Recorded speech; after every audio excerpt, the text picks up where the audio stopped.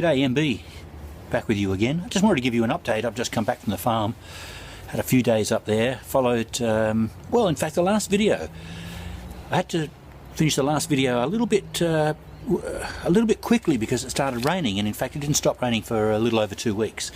I mean, obviously it stopped raining, but every single day for 2 weeks it rained. So when I got up there, every piece of timber around the place was as wet as wet as wet. Couldn't light a fire. It wouldn't have mattered where I got the wood from. Couldn't light a fire. So that made heating up water for a shower problematic. So that was kind of interesting. So I'm in the backyard here at Sydney, and I've got my dogs here with me. They'll no doubt want to get into the video at some stage. They're both pretty keen, particularly when I start talking to a camera. They think they need to be part of that. So the little foves will be in there somewhere, I'm guessing. I thought I'd give you an update of where we are up to for the farm. So we've owned the farm now for 18 months. So we've decided on where we wanted the house, and then we got a bushfire report and had to move that site. So we've now come to terms with where the new house site's going to be. We're in the process of finding an engineer for an engineer's report. We've just been informed by council that we need a koala report. So apparently there's a chance that we've got koalas on the property, which is kind of fun. I'm not quite sure how my dogs are going to cope with koalas, so that's going to be a bit of a worry, but we'll come to terms with that at some stage. We've pretty much settled on the philosophy for the place, so we're going to run a no-kill biodynamic farm on a very small scale, and the idea is not to make money from it. The idea is to be as self-sufficient as we can possibly be. So that's going to be fun. I'm looking forward to that. So lots of chickens. We've built a small garden, which is about an eighth of an acre, I guess, and we did that for two reasons. Firstly, because we knew that we wanted a garden there, attached to the old stockyards. Secondly, because we thought it would be a good opportunity, well, I thought it would be a good opportunity to stuff things up, because usually the first time that I do something, I do it pretty poorly. Fortunately, I had my friend Farmer Jeff come up and show me how to do it the right way, so I've got to say, the fence around the garden is pretty schmicko. I'm pretty happy with that. We've got compost in place, and I've built the new compost area. Sunk the poles in, and that growl you can hear is my two dogs fighting. Shush! Shush, shush, shush, shush, shush. Just for a minute, okay? Good girl, thank you. And I was pretty pleased when the poles for the compost went in, and then I went back and had a look at them, and of course they kind of line up this way, but they don't. When you look at them from the side, they kind of look a little bit like this, which is crazy because I had a spirit level there. I could have used it.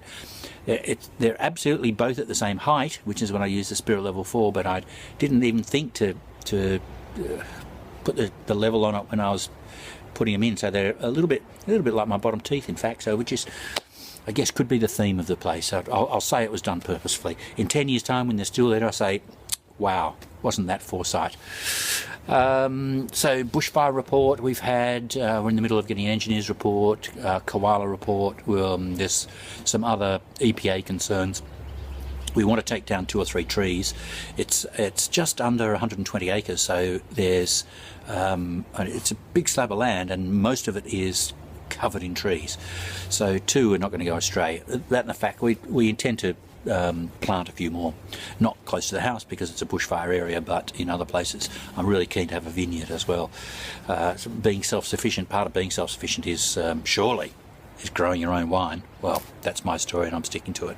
We visited a friend of a friend in France, and his whole front yard was a vineyard, and that impressed me. He got 300 bottles a year.